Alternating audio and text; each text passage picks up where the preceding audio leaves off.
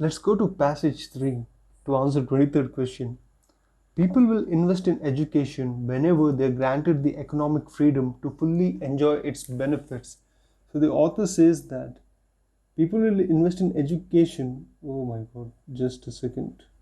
Says that people will invest in education only when they are granted the economic freedom to fully enjoy it. Let's see what does he mean by economic freedom to fully enjoy its benefits.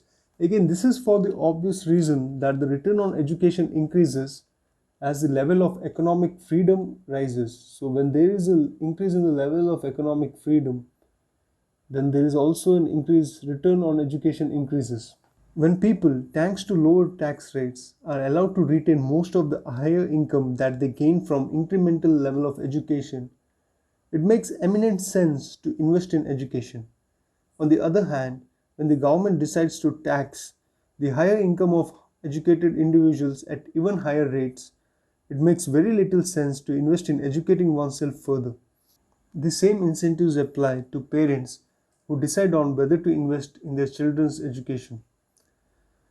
So there are a few things that the author says here. That is that the return on education increases as the level of economic freedom rises. That's one thing. That is for something like when the tax rate becomes lower, like if I invest a lot in my education and I earn a lot, and say tomorrow the government tax it by say 80%, then what is the point of me making such an investment when when all my money that I earn because of my education is lost, is something which I give to the government. And in the other case, in the opposite scenario, if the government does not tax my income at all, then I would be more and more willing to invest in education because I'd be growing richer and richer. So that is what the author talks about.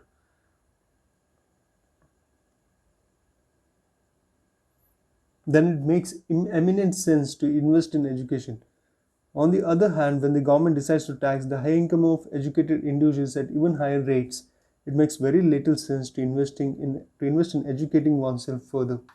The same incentives apply to parents who decide on whether to invest in their children's education. Okay, let's go to the question quickly.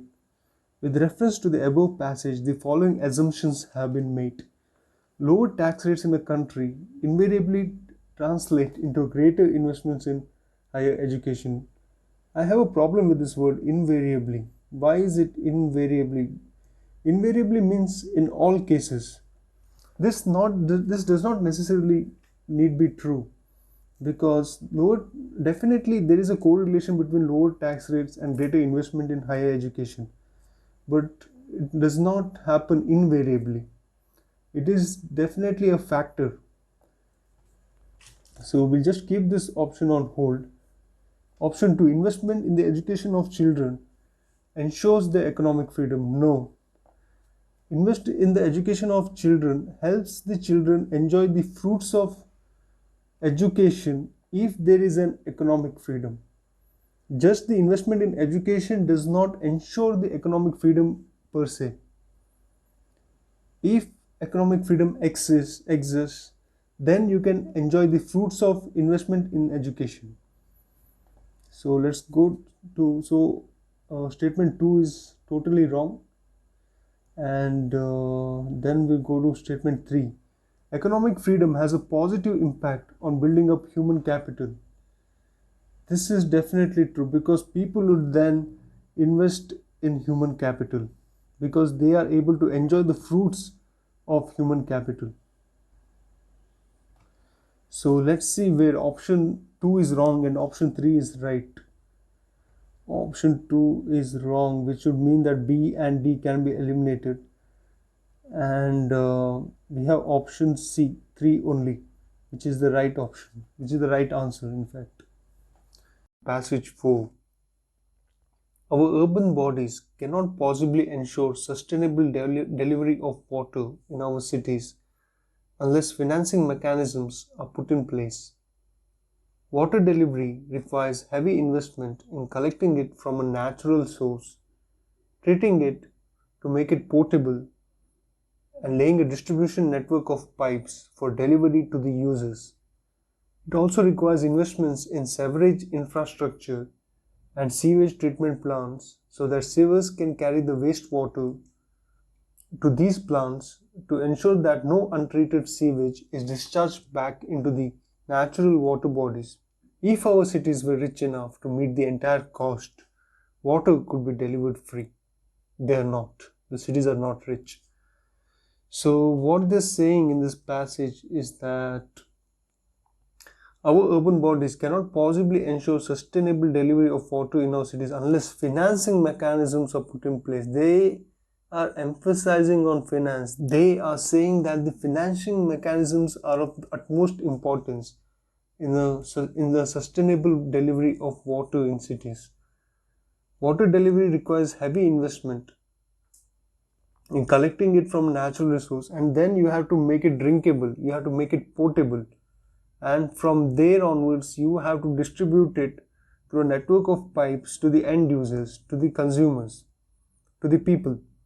It requires investment, and not just that, once you use the water should go into a sewerage infrastructure, and this water has to be treated, because if it is left untreated, it will meet our rivers and lakes and ponds and wetlands, and it will contaminate these water sources. So that would also involve cost, the sewerage treatment plants. Okay. To ensure that no untreated sewage is discharged back into the natural water bodies. If our cities were rich enough to meet the entire cost, water could be delivered free, but they are not rich. So let's go to the question. They say, what is the most logical and crucial message conveyed by the passage? Option A, urban local bodies must recover costs through user charges. They seem to be implying it somewhere, because that's what they say in the last sentence. Our cities are not rich enough to meet the entire cost. If they were, then water could be delivered free, but they're not. So let's keep it on hold. Option B, local bodies are not efficient enough to meet the water requirements of our cities. They're not talking about the efficiency of urban local bodies. They're talking about financing mechanisms only. So option B is not the right answer. We can eliminate it. Option C, we have water shortage in our cities, is a perennial problem that cannot be solved, a very negative statement that cannot be solved. So it goes into the dustbin, because UPSC does not like such statements. And that's not the message being conveyed as well.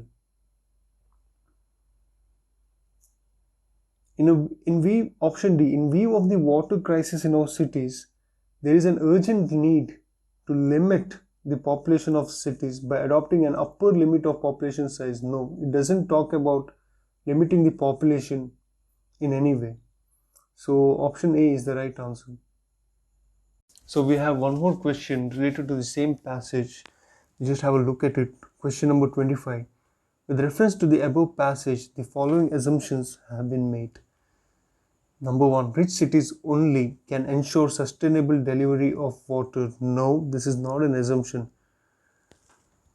If a poor city can also ensure sustainable delivery of water, if people are ready to pay, if somebody is willing to finance the projects, if some NGO or some other organization is ready to finance, or if the users are ready to pay for it. So this is a wrong statement in fact. Statement 2, sustainable delivery of water in cities means much more than supplying water to households. This is absolutely true, because it's not just about supplying water, as I said earlier. It's also about treatment of the used water, that is sewerage treatment plan what the city has. That is as important as delivering water to the people. Because if you don't treat the water, the used water, then the contaminated water would reach the water source, and after that we would not be able to use that water again. So statement 2 is a right statement. So we have got our answer. The second assumption holds true. Which of the above assumption is valid? The second assumption is definitely valid, and the first one is not. So option B is the right answer. So let's go through the 26th question, that is passage 5. In India, 50% of the population lives in rural areas. agriculture still engages about half of its workforce, and about 85% of its farms are small and marginal. Compared to China and Vietnam, which have experienced fast structural and rural transformation, India's story is of slow transformation. As a result, poverty reduction in India was at a much slower pace during 1988 to 2014 compared to China and Vietnam. India's poverty reduction was slow during 1988 to 2005, but during 2005 to 2012, it accelerated dramatically, almost three times faster than during the earlier period. What did India do during this period? Research reveals that the relative price scenario changed significantly by more than 50% in favor of agriculture in the wake of rising global prices. This boosted private investments in agriculture by more than 50%. As a result, agri GDP growth touched 4.1% during 2007 to 2012 as against 2.4% during 2002 to 2007. The net surplus of agri-trade touched $25 billion dollars in 2013 to 2014. Real farm wages rose by 7% per annum. All this led to unprecedented fall in poverty. Let's read the passage again. Always passages you have to read twice or thrice. Okay, before you start answering the questions even. So here I will be explaining the passage as well in the second round. In India, agriculture still engages about half of its workforce. So half of our people are still engaged in agriculture. And 85% of our farms are small and marginal compared to China and Vietnam, which have experienced fast structural and rural transformation. So haven't we achieved this? Okay, let's see it. India's story is of slow transformation. As a result, poverty reduction in India was at a much slower pace, during 1988 to 2014 compared to China and Vietnam. India's poverty reduction was slow during 1988 to 2005, but during 2005 to 2012, it accelerated dramatically, almost three times faster than during the earlier period. So during this period, our poverty reduction accelerated, and it was almost three times the rate at which there was poverty reduction in the earlier period. What did India do during this period? Research reveals that the relative price scenario changed significantly by more than 50% in favor of agriculture in the wake of rising global prices. So our farmers used to get good price for their products, for their produce, because there was a rise in the global prices of agri produce. That's what they're saying. The relative price scenario changed significantly in favor of agriculture. This boosted private investments in agriculture. If you're getting good investment in something, then definitely you would invest in it. So the private players started investing in agriculture, and this investment rose by 50%. As a result, agri GDP growth touched 4.1% during 2007 to 2012 as against 2.4% during 2002 to 2007. The net surplus of agri-trade touched $25 billion dollars in 2013 to 2014, and the real farm wages rose by 7% per annum. All this led to unprecedented fall in poverty. So there's a direct relation between agriculture growth and reduction in poverty. That's what the passage says. So let's go to the question.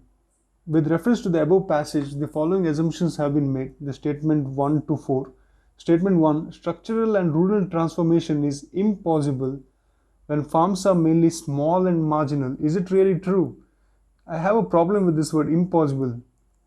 It is an extreme statement, and UPSC does not usually like such extreme statements. See, there can be structural and rural transformation is a very broad term. Say I have a cooperative society of people who own small farms, and then there is a cooperative farming. Say there are 100 farmers who come together. Each individual farmer is not able to afford a tractor, say. Then these 100 farmers through their cooperative society would buy a tractor, and they would plow all the fields. and use all the machinery required in a collective manner. So this kind of collective farming can also be called as a structural transformation. So structural transformation in the example which I just gave is applicable to small and marginal farmers, right? So the statement 1 is false because structural and rural transformation is possible even when farms are mainly small and marginal. The statement 2 says a good price incentive can trigger investments in agriculture. This is true. That is what the passage tells us. If you see over here somewhere, they have given this. They have given it here. The rising global prices, this boosted private investments in agriculture. So a good price incentive can trigger investments in agriculture.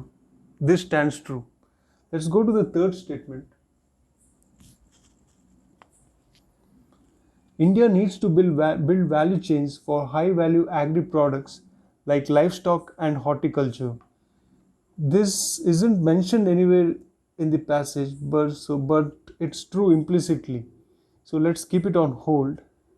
And let's go to the fourth statement. Higher global prices of agricultural commodities are essential for India's poverty reduction. Higher global prices do help in poverty reduction as seen in the passage, but are they like essential? Even if we don't have higher global prices, we can have higher domestic prices, which can boost agriculture and result in poverty reduction. So, can't we live without higher global prices as well? Is it really essential for poverty reduction in India? Let's keep it on hold. Now, when I look at the option, I know that option 2 is right and option 1 is wrong. So, I'll eliminate all the options where 2 is there, and I'll eliminate all the options where 1 is present, and I will retain every option where 2 is available and 1 isn't there. So we are left with option B and option C. Now we got to choose among option B and option C. Sorry, yeah, option B and option C, that is among statement 3 and statement 4. Which one do you feel is a better statement, 3 or 4? I will go with 3 because I really have a problem with this word essential. It's like too much dependence on higher global prices for poverty reduction. There can be many factors which can help in poverty reduction. As I told, domestic global prices can help. But what India needs to build is a value chain for high value agri products like livestock and horticulture. This would mean a structural transformation and thus rural transformation as well. Because if you see in the second sentence, they talk about China and Vietnam structural and rural transformation. So the passage seems to be inclined towards it. So option C will be the right answer. 2 and 3. Okay, continuing with passage 5, we'll go to the 27th question. We already read the passage, so let's have a look at the question. Which one of the following statements best reflects the critical message of the passage? Option A, India should create large-scale off-farm rural employment to reduce poverty in the near future. Off-farm rural employment, is it really needed to reduce poverty? The passage does not talk about off-farm rural employment. It talks about structural change and rural transformation. So let's keep this option on hold. Let's go to the second option. India should create a large number of farmer producer companies. The passage does not explicitly talk about this. So let's keep it on hold. Option C, private investment in agriculture should be given priority. The word priority, no, such words are mostly wrong. Why should private investments should be given a priority or public investment?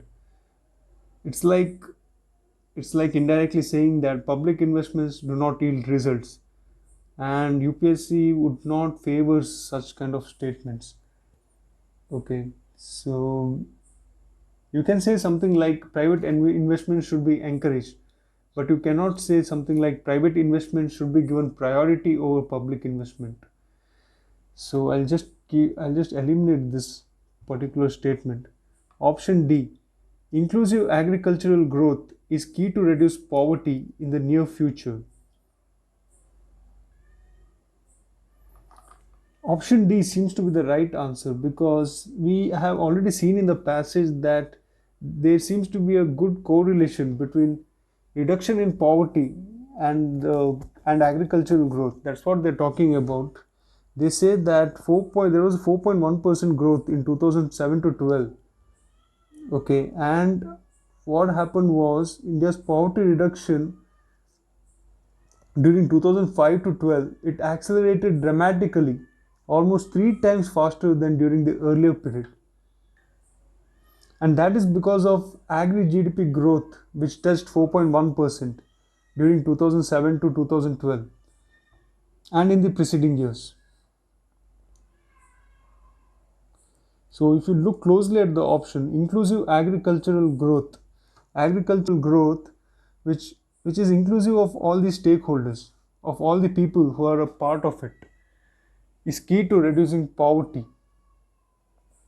Okay, let's go to the 41st question. Spanish ships in the late 16th century first brought the potato tuber from South America to Europe, whereby in the early 19th century it had become a reliable backup to cereal crops, particularly in the cold, rain soaked soils of Ireland. The Irish were soon almost wholly dependent on the potato as their staple food, and they were planting primarily one prodigious variety, the lumper potato, whose genetic frailty would be cruelly exposed by the fungus Phytophthora infestans.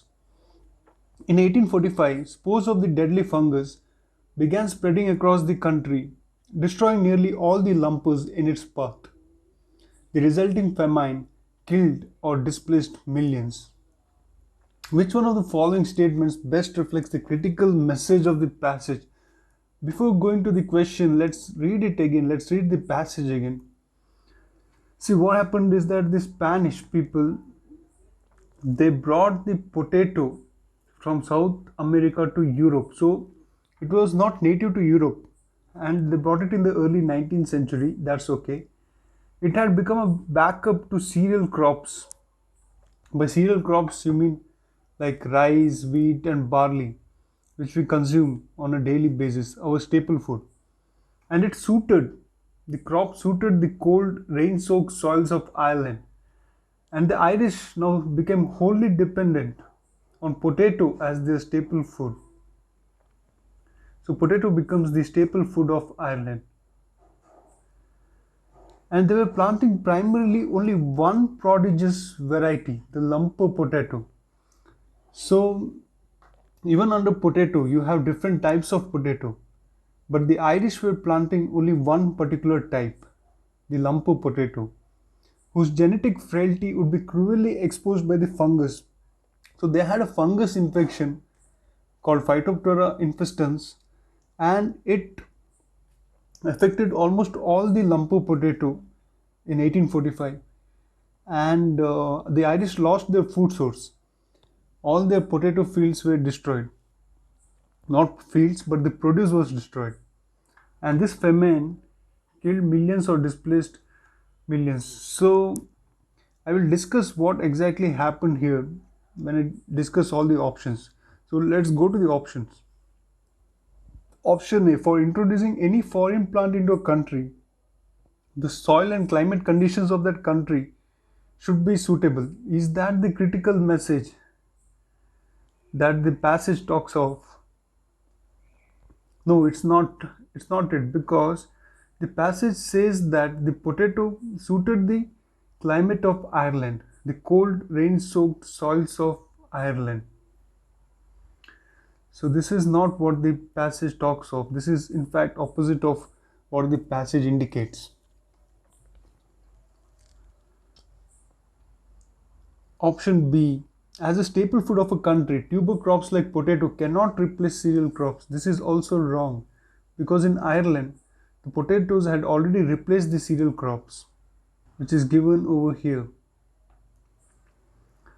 See, if you see option C, some of the fungal infections of plants cannot be prevented or stopped from spreading across large areas. Cannot be prevented, cannot be stopped. This is also not true. Fungal infections can be stopped with proper medication, with the proper fungicides being applied to the plants and the fields. But anyways, if you like, it doesn't seem to be right, but you can keep it on hold. Let's go to the option D. Relying on a homogeneous food source is not desirable. This is the exact crux of the passage. The passage here does not talk of fungus. The passage here does not talk about potato. It doesn't talk about it being a staple food or it being suitable for to the climate of Ireland. Here the main crux is that the Irish grew only one kind of potato. They grew only lumper potato, and then its genetic frailty would be exposed. Say instead of one particular type, they would have grown 10 different types, and at least and the fungus would affect only one particular type. It would affect only lumper potato. Then still they would have 9 out of the 10 types with them. So almost 90% of their food source they would still have with them, and they wouldn't have to undergo a famine. So when we actually grow our food, there needs to be a genetic diversity in the food we grow.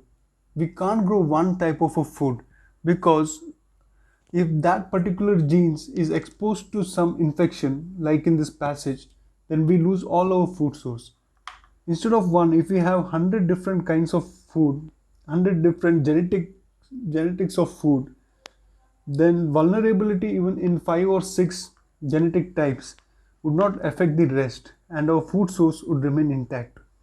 So option D is the right answer and is the crux of the passage. Relying on a homogeneous food source is not desirable.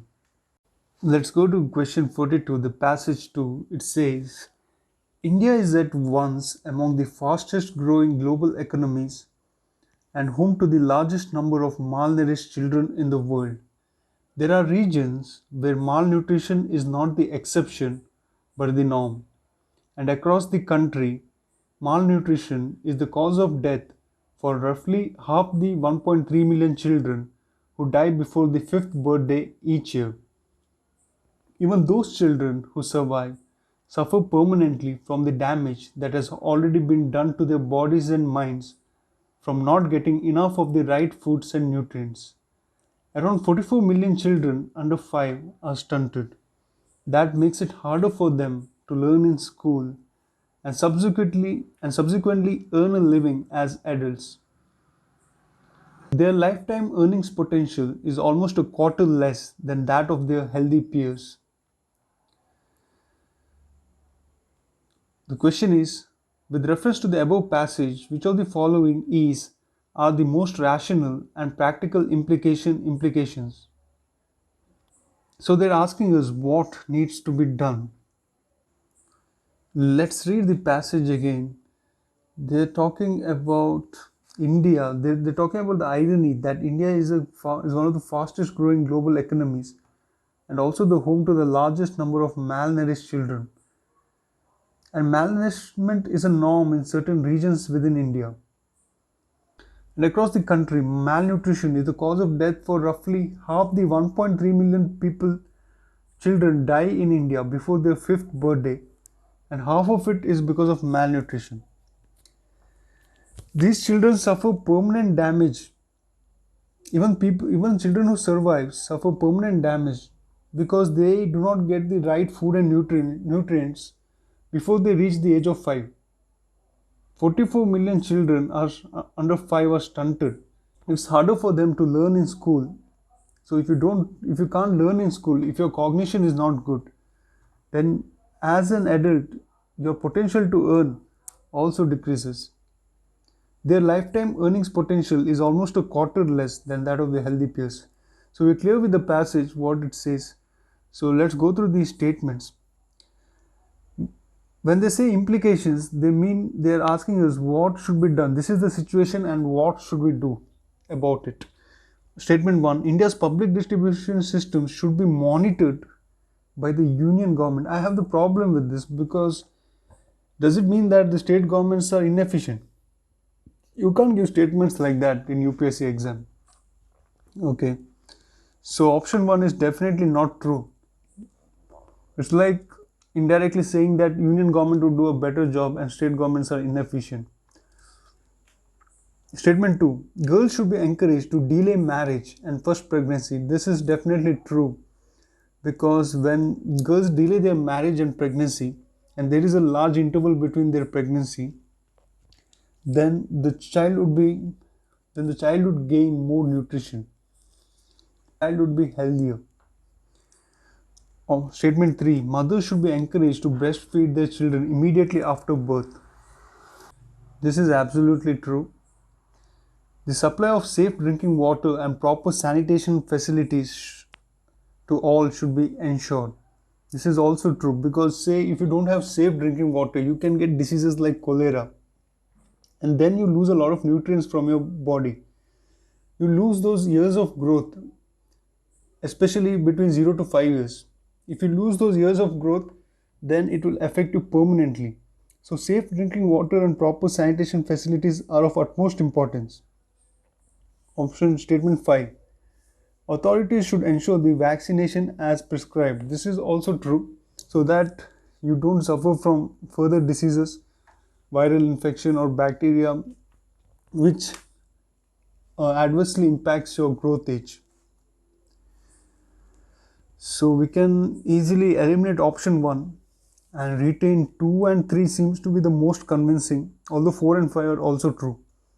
So when we eliminate option 1, I am left out with the B and D. 2 has to be there because it's a very crucial factor and 2, 3, 4, 5 all seem to be right. So option B is the right answer here. So let's look at passage 3 and answer the 43rd question. The pulse variety Pusa Arhar 16 has the potential to be grown in the paddy growing regions of Punjab, Haryana and Uttar Pradesh and eventually in all of India. Its yield, about 200 kg per hectare, will be significantly greater than those of the existing varieties, and because its size will be uniform, it will be amenable to mechanical harvesting, an attractive feature for farmers in northern India who currently use this technology for paddy. Most important, Arhar straw, unlike paddy straw, is green and can be plowed back into the soil. In paddy straw, the problem is the high silica content, which does not allow for easy decomposition. In the case of Arhar, the farmer, even after combine harvesting, just needs to run a rotavator to cut the leftover straw into pieces, which can be plowed back and will decompose very fast. Note the words, decompose very fast. All this is difficult with leftover paddy stalks.